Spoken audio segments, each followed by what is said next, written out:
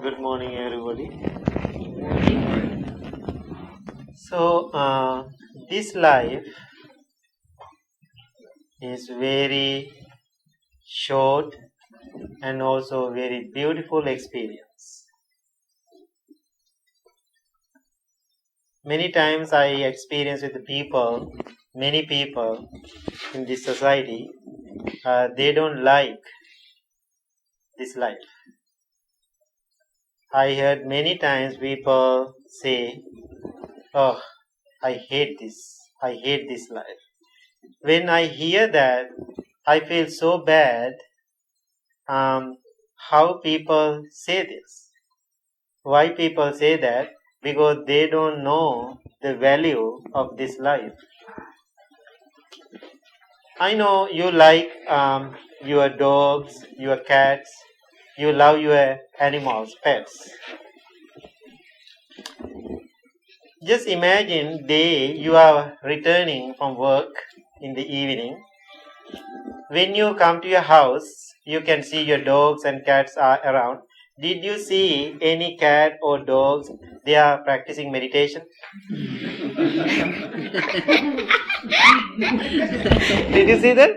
No, right? What does that mean? They cannot practice meditation.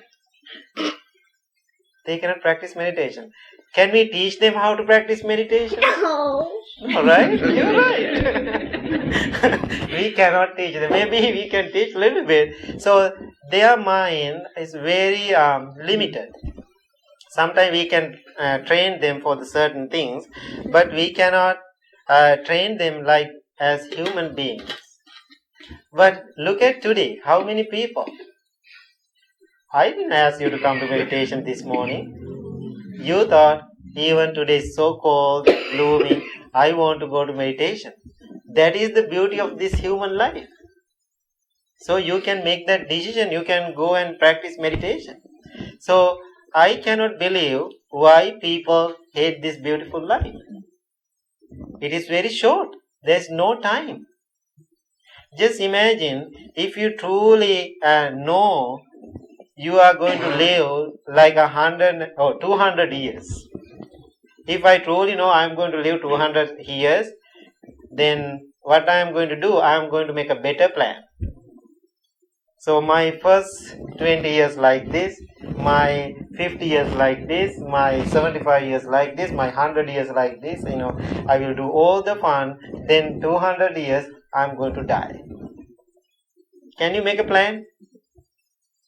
Even you're 90 or 60 or 70, 80 years old, this short life, can you make a plan? Permanent plan? You cannot. Because we don't know what is coming. That's why I said this is very short experience. And so we have to enjoy this life mindfully. Life fragile. Handle it mindfully. Anytime it can be changed. So we love people. Today Lydia and David, especially Lydia's sister, passed away a few weeks ago, like a month? 1 month, yes, month ago. Only sister. When you have only sister, only brother, one family member, maybe we have so much emotional attachment. When you have one. When you have more, even we have attachment, right? So, still, it doesn't matter how much we love them, we cannot keep them forever. So think about, even you love them so much, when they are really getting old and old, maybe we don't want them. Maybe we ask them to please leave or something like that.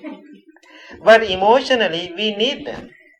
Most of time, we are looking our friendship or our companionship with the people, family members, it doesn't matter who they are. We are looking for me, not for them. I want to have my parents for me. I want to have my brothers and sisters for me, for my happiness. If they are not here, I am not happy.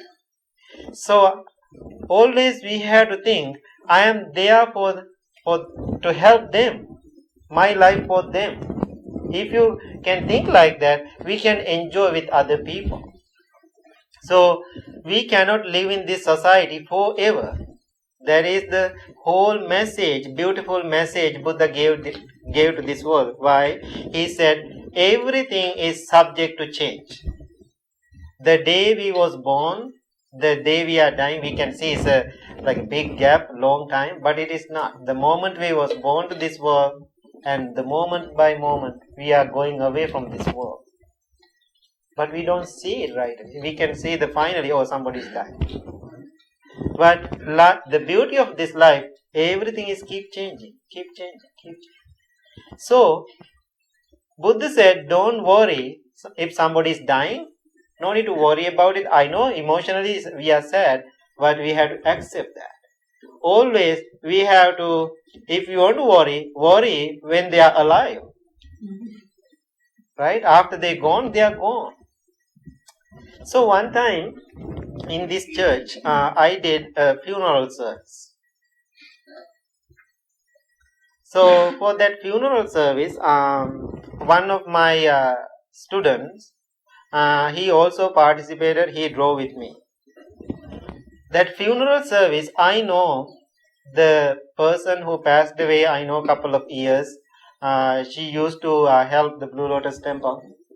And also, I work with one of the family members. One time, this brother, he came to me and started to complain about his sister. I don't like my sister. All the negative things about, the sister. I had so many experiences with him and about his family, he keep talking about it. Then suddenly, sister passed away. It's a sudden death. Then they invited me to the funeral service. I did here in this church. Then during the funeral service, I gave my dhamma talk, and all the family members, they were talking about the sister who passed away. That young man, the brother, he was sad, he was crying, and stand up in front of the people and start to talk about how wonderful my sister. She was so nice to me. Then I was thinking, oh my God, I cannot believe it. Then I was thinking, like a few months ago, the same person talks really bad about the sister. I don't like to go to her house. So much hatred and anger. Now, the few weeks later, she passed away. Now, he talks all the beautiful things. Then after all the ceremony is over, funeral service is over, now we are driving home with one of my students. Then he said, Bhante, I feel so emotional right now. I asked why? Because I cannot even think, every time when I thinking about all the loved ones going away, passing away, I cannot imagine that. It feels really difficult for me. Then he said, I cannot imagine, you helped me so much in my life, I cannot imagine a day without you. He said, I cannot imagine. So how I am going to face to one day if I hear the message, oh, Bhante Sujatha passed away. Of course, one day. Sooner or later, it will happen. So then he asked me, Bhante, what can I do after you die? I said, nothing. Don't do anything. Then that's not right. I want to do something. I said, whatever you want to do it right now. Take me to the lunch.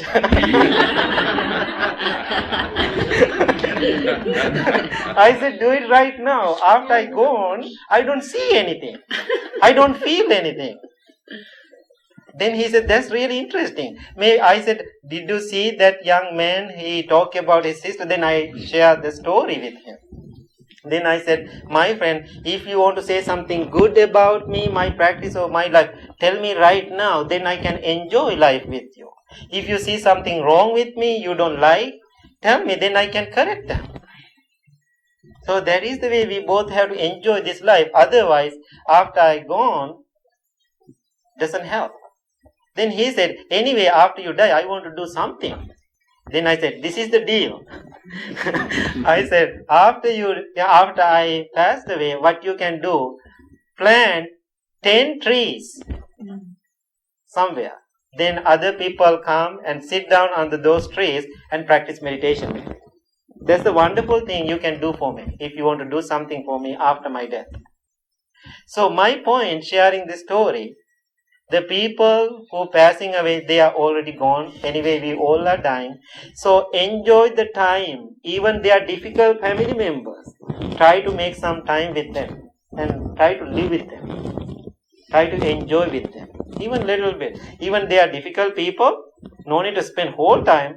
But sometimes try to make some time with them. Otherwise, after they go, you feel sad about it. So, today, Lydia, you did wonderful for your sister.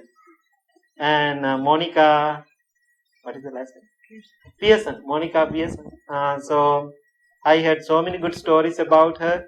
And they are wonderful sisters. And Lydia always doing so many things. And for the monks, especially. When Bhante Sujatha away from the country, he was in Sri Lanka last few months. Lydia is the one cook for me. She cook every day and bring food for me. So this moment you have to think all the good work you did in your life. I know that's your only sister, your beloved sister. Is very difficult, but this moment we cannot give her something from hand to hand materially. If she was here, you can take care of her, you can help her, you can feed her, you can do so many things. Now she is gone. There is no Monica anymore. But Buddha said, according to the Buddhist wisdom, after somebody passed away, always you can do something mentally. So we believe the karma. So in this lifetime, she is gone. But again, she will get another life. Somewhere. Maybe she is already. But maybe they are looking for some help. Think about when you need some help, always you are thinking about somebody very close to you. You are thinking about your parents, brothers and sisters if you need help. So Buddha said somebody passed away, if they need something spiritual energy, always they are thinking about all the close relatives. Why?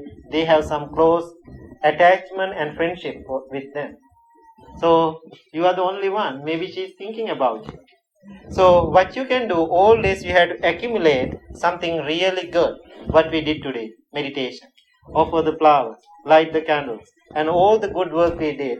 Now we can transfer those wonderful thoughts thinking about.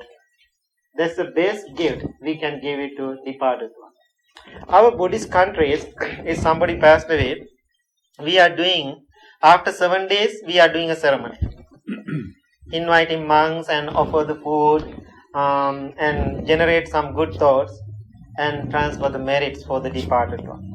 Then after 3 months later is a bigger one. Thinking about them in memory of the departed one. Then after 1 year. Then annually, keep doing.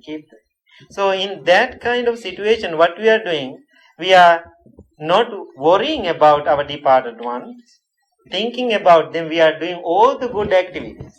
What kind of activities? All the charity works people are doing, name of the departed one. Otherwise, people just worrying about it. Worrying doesn't help.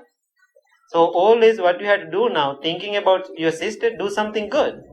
It's good for us, good for the people, good for other people in the family, they learn something. So the departed person help us to accumulate something good and make some good thoughts and good deeds in our lives.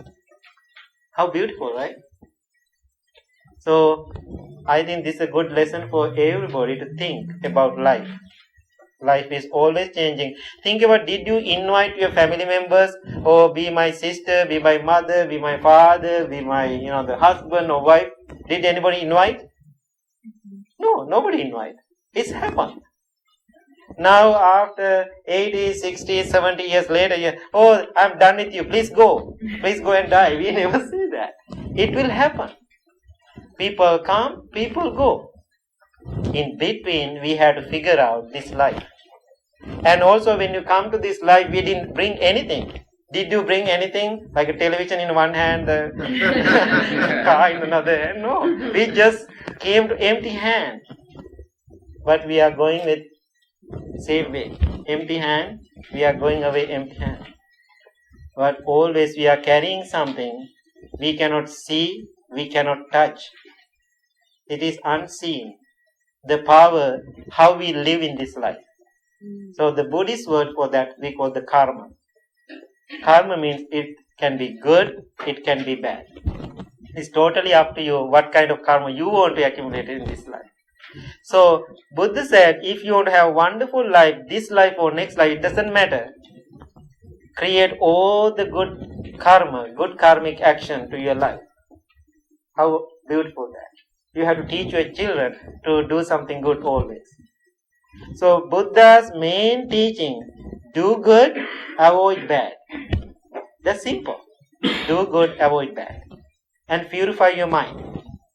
That is the teaching of the Buddha. So just think about do good, avoid the bad, purify your mind.